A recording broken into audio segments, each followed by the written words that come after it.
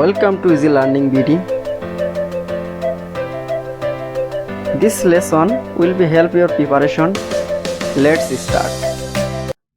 Future tense বা ভবিষ্যৎকাল। তাহলে আমরা ফিউচার টেন্সকে এভাবে সংজ্ঞায়িত করতে পারি। ভবিষ্যতে কোনো কাজ হইবে বা হইতে থাকিবে এরূপ বুঝালে ভার্বের ফিউচার টেন্স হয়। ভবিষ্যতে কোনো কাজ হইবে বা হইতে থাকিবে এরূপ বুঝাইলে ভার্বের ফিউচার টেন্স হয়। যেমন আমি ভাত খাবো এর ইংরেজি হবে আই শ্যাল ইট রাইস।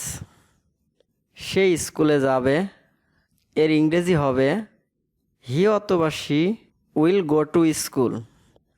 তো দেখুন, প্রথম সেন্টেন্সটিতে আমি ভাত খাবো অর্থাৎ তার এখনও ভাত খাওয়া হয়নি, ভবিষ্যতে সে ভাত খাবে এমন অর্থ প্রকাশ পাচ্ছে। এবার দ্বিতীয় সেন্টেন্সটি লক্ষ্য করুন, সে স্কুলে যাবে অর্থাৎ তার এখন স্কুলে যাওয়া হয়নি, ভবিষ্যতে সে স্কুলে যাবে এরূপ অর্থ প্রকাশ পাচ্ছে। সুতরাং আমরা বলতে পারি প্রদত্ত সেন্টেন্স দ্বয় ফিউচার টেন্স হবে। ফিউচার টেন্সের প্রকারভেদ। ফিউচার টেন্সকে 4 ভাগে ভাগ করা হয়েছে। 1. Future indefinite tense. 2. Future continuous tense. 3. Future perfect tense. 4. Future perfect continuous tense.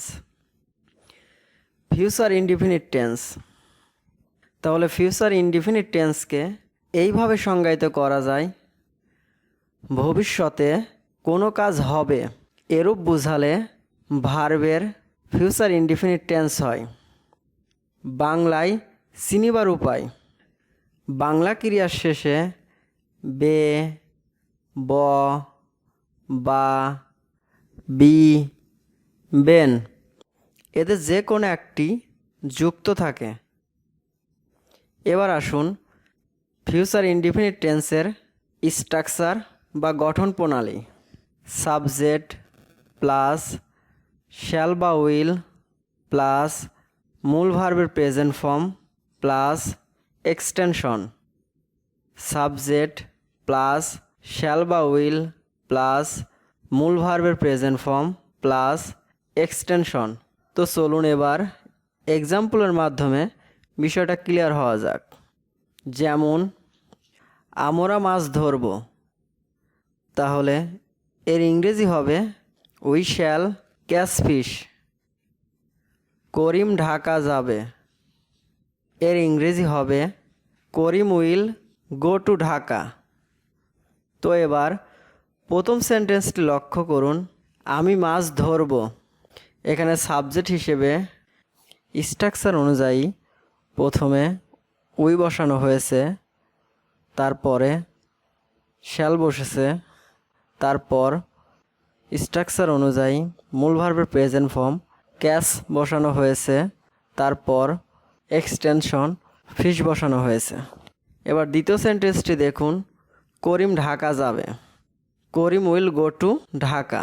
তো এখানে দেখুন, এখানে সাবজেক্ট হিসেবে প্রথমে করিম বসেছে, তারপর স্ট্রাকচার অনুযায়ী করিমের পর উইল বসানো হয়েছে এবং মূল ভার্ব হচ্ছে যেহেতু যাবে, যাওয়ার ইংরেজি হচ্ছে গো এবং অবজেক্ট হচ্ছে টু ঢাকা।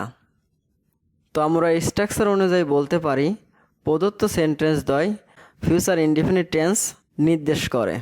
ফিউচার ইনডিফিনিট টেন্সের ক্ষেত্রে একটি গুরুত্বপূর্ণ নোট হলো সাধারণত ফার্স্ট পারসনের পরে শ্যাল বসে, এছাড়া অন্য সব ক্ষেত্রে উইল বসে। তো এবার ফিউচার কন্টিনিউয়াস টেন্স। তাহলে ফিউচার কন্টিনিউয়াস টেন্সকে এইভাবে সংজ্ঞায়িত করা যায়, ভবিষ্যতে কোনো কাজ চলিতে থাকিবে বা হইতে থাকিবে এরূপ বুঝাইলে ভার্বের ফিউচার কন্টিনিউয়াস টেন্স হয়। ভবিষ্যতে কোনো কাজ চলিতে থাকিবে বা হইতে থাকিবে এরূপ বুঝাইলে ভার্বের ফিউচার কন্টিনিউয়াস টেন্স হয়। তাহলে ফিউচার কন্টিনিউয়াস টেন্স বাংলায় চিনিবার উপায়। বাংলায় ক্রিয়ার শেষে তে থাকবে, তে থাকিব, তে থাকিবে, তে থাকিবেন, এদের যে কোনো একটি যুক্ত থাকে। তো এবার চলুন ফিউচার কন্টিনিউয়াস টেন্সের স্ট্রাকচার বা গঠন প্রণালী। সাবজেক্ট প্লাস শ্যাল বি বা উইল বি প্লাস মূল ভার্বের প্রেজেন্ট ফর্মের সাথে ING plus extension. Subject plus shall be বা উইল বি প্লাস মূল ভার্বের প্রেজেন্ট ফর্মের সাথে আইএনজি প্লাস এক্সটেনশন। তো এবার চলুন এক্সাম্পলের মাধ্যমে বিষয়টি ক্লিয়ার হওয়া যাক। যেমন আয়ান স্কুলে যাইতে থাকবে, তো এর ইংরেজি হবে Ayan will be going to school. তো এবার দেখুন প্রদত্ত সেন্টেন্সটি দ্বারা আয়ান স্কুলে যাইতে থাকবে অর্থাৎ ভবিষ্যতে একটি চলমান কাজকে বোঝানো হয়েছে, তাই স্ট্রাকচার অনুযায়ী প্রথমে আয়ান বসেছে, তারপরে উইল বি বসানো হয়েছে এবং ভার্ব গো তার সাথে আইএনজি যুক্ত করা হয়েছে এবং এক্সটেনশন হিসেবে টু স্কুল বসানো হয়েছে। তো আমরা বলতে পারি প্রদত্ত সেন্টেন্সটি ফিউচার কন্টিনিউয়াস টেন্সের স্ট্রাকচার অনুসরণ করে, তাই প্রদত্ত সেন্টেন্সটি ফিউচার কন্টিনিউয়াস টেন্স হবে। এবার আসুন ফিউচার পারফেক্ট টেন্স।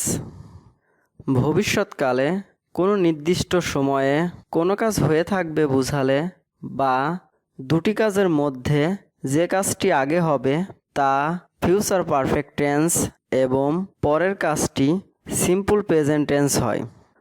ভবিষ্যৎকালে কোনো নির্দিষ্ট সময়ে কোনো কাজ হয়ে থাকবে বোঝালে বা দুটি কাজের মধ্যে যে কাজটি আগে হবে তা ফিউচার পারফেক্ট টেন্স হয় এবং পরের কাজটি সিম্পল প্রেজেন্ট টেন্স হয়। অর্থাৎ যে কাজটি আগে সংগঠিত হবে সেটা হবে ফিউচার পারফেক্ট টেন্স এবং পরের কাজটি হবে simple present tense. Future perfect tense বাংলায় চিনিবার উপায়।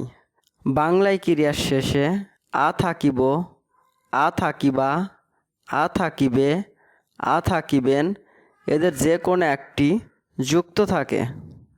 ফিউচার পারফেক্ট টেন্সের স্ট্রাকচার বা গঠন প্রণালী।